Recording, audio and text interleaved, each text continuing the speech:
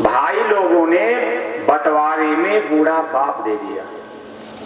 देखो तो ये भी दुर्भाग्य है आज कि एक माँ बाप 4 बच्चों को पाल देता है और 4 बच्चे एक माँ बाप को ना पाल पाए। इससे बड़ा को दुर्भाग्य हो सकता है क्या? बोलो कि एक माँ बाप 4 बच्चों को पाल देता है और 4 बच्चे एक माँ बाप को ना पाल पावे। इससे बड़ा दुर्भाग्य कुछ हो सकता है? अब तो माँ बाप का बंटवारा होता है, 2 महीना इधर खाना, 2 महीने इधर खाना, 2 महीने इधर खाना। वो माँ बाप भी बेशरम है जो घर में टिके। हम हो तो ऐसे बच्चों को ही छोड़ दें, सल्फास खा करके मर जाना तो अच्छा है, लेकिन 2-2 महीने की बटी हुई रोटी खाना अच्छा नहीं। लेकिन क्या करोगे, एक दूसरे के बाप हैं, असर तो बाप है का उनमें पड़ा नहीं पड़ा है कि नहीं? ये बच्चे अगर माँ बाप की सेवा नहीं कर रहे हैं तो उनकी देन तो उनके माँ बाप की। अगर उन्होंने अपने माँ बाप की सेवा की होती तो उनके बच्चों में संस्कार पड़े होते। हमने तो अपने माँ बाप की सेवा की नहीं तो हमारे बच्चे कहां से करें? देख लीजिए, बड़े भाइयों ने बंटवारे में छोटे भाई को दे दिया बाप को। नाबाग ने जा करके अपने पिता नबक को प्रणाम किया और प्रणाम करके कहा, पिताजी। बोले, हाँ, बंटवारे में भाई लोगों ने हमें आपको दिया। पिताजी को बड़ा बुरा लगा। अरे जब कमाने की उम्र थी तब तो दिया नहीं। अब बुढ़ापा तो गमाने की उम्र होती है। जवानी कमाने की होती तब तो दिया नहीं, अब बुढ़ापा तो गमाने के लिए। फिर भी उसने कहा कोई बात नहीं पिताजी। पिताजी की सेवा करने लगा। ये देखो, हम आपसे भी कह रहे हैं कि बूढ़े माँ बाप का आशीर्वाद ले लेना, जीवन में कभी विपत्ति नहीं आएगी। और अगर आपके माँ बाप आप पे दुखी रहे तो तुम कितना भी कमा लो, लेकिन जीवन में तुम्हें कभी शांति नहीं मिलेगी। कितना भी पैसा हो, कितना भी उच्च पद हो, कितनी भी समाज में प्रसिद्धि हो, माँ बाप अगर तुमसे दुखी है तो भगवान शंकर कहते हैं, माँ नहीं मात पिता नहीं देवा, और साधु निशन करवा वही सेवा, और जिनके ये आचरण भवानी, ते जानो निश्चर भव प्राणी राक्षस है।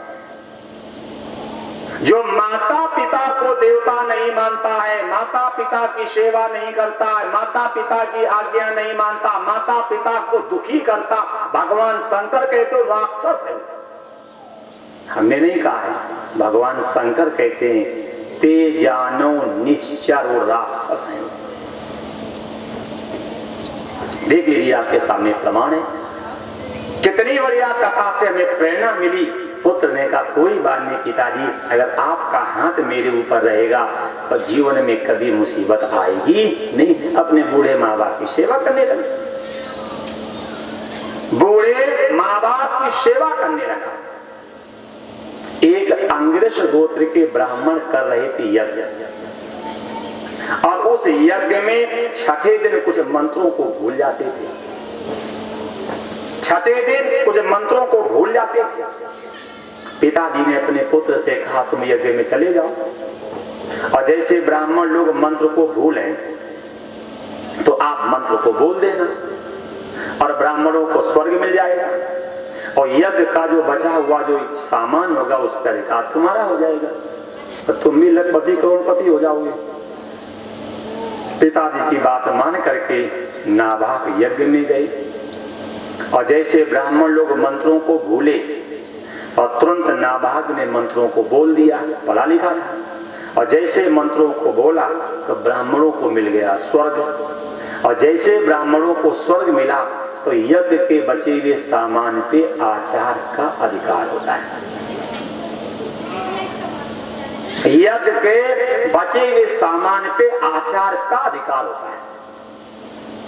तो जैसे यज्ञ के सामान को एकत्रित करने लगे तो उसी समय यज्ञ मंडप से एक काला पुरुष पैदा हुआ।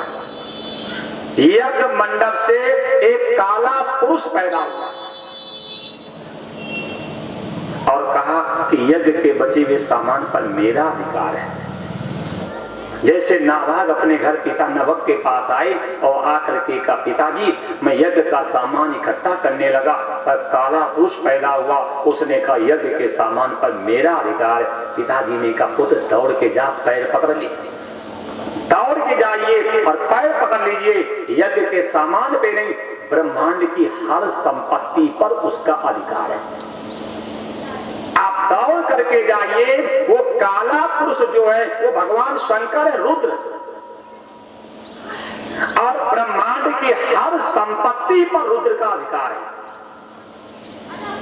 जिस जगह पिता ने धर्म की बात कही है उसी समय नाभाग आए हैं, आकर के चरणों को पकड़ लिया और चरणों को पकड़ करके कहा कि मेरे पिताजी ने मुझसे कहा है कि यज्ञ पे नहीं ब्रह्मांड की हर संपत्ति पर आपका अधिकार है।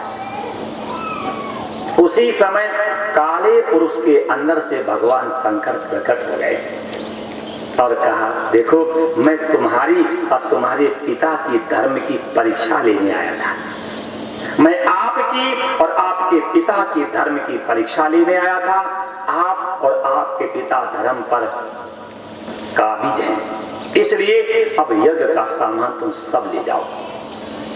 अब आज हम ब्राह्मणों की बुद्धि बिगड़ जाती है और इसीलिए दुनिया के राहु केतु घर ले जाते हैं। तो यज्ञ के सामान पे अधिकार है रुद्र का और ले जाते हम, तभी तो घर में रुद्र पैदा होते हैं।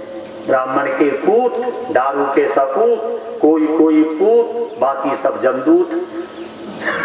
किस लिए? क्योंकि यज्ञ के सामान पे अधिकार है रुद्र का। और हम लोग लोग बस खा जाते हम। अरे हमने तो कई जगह देखा कि पंडित जी सुपारी चढ़ाएं और गद्दी बैठे बैठे खा जाए, तो वहीं बगल बगल थूकते भी रहे। और लिखा क्या है? धूम्रपान रतम विप्र ए जना दान कुर्वन्ति दातारो नरकरम यान्ति ब्राह्मणो ग्राम सुकरा। अगर कोई ब्राह्मण धूम्र कहते बीड़ी, सिगरेट, चरस, धूम्रपान, सुपारी, लौंग, इलायची, सुरती, चाय, धूम्रपान रतम माने बेविचारी, बेविचारी माने सेवा करवाता हो, पैर धुलवाता हो, कपड़े धुलवाता हो, पैर छुआता हो, पंखा डुलवाता हो, चूफन खिलाता हो। तो क्या लिखा? दातारो नरकरम यान्ति, जो उसे गद्दी पर बिठाता उसे नरक मिलता है। और ब्राह्मणों ग्राम सुकरा, ब्राह्मण गांव का सुअर बनता है। अब अगर कह दो तो पंडित जी कहेंगे मुख शुद्धि है। अच्छा, और ये कमी सिर्फ अपने यहाँ है और कहीं नहीं है। इस्लाम धर्म में देख लेना, जब मौलवी कोई अच्छा काम करता है तो उसका मुंह साफ होता नहीं होता है। जैन धर्म को देख लेना, अगर वो मंदिर में पूजा पाठ करते हैं तो मुंह में पट्टी बांध लेते हैं। बौद्ध धर्म को देख लेना, चर्च में जाकर के क्रिश्चियन को देख लेना, ये पूजा पाठ करते तो उनका मुंह साफ होता, चाहे पादरी हो चाहे मौलवी हो।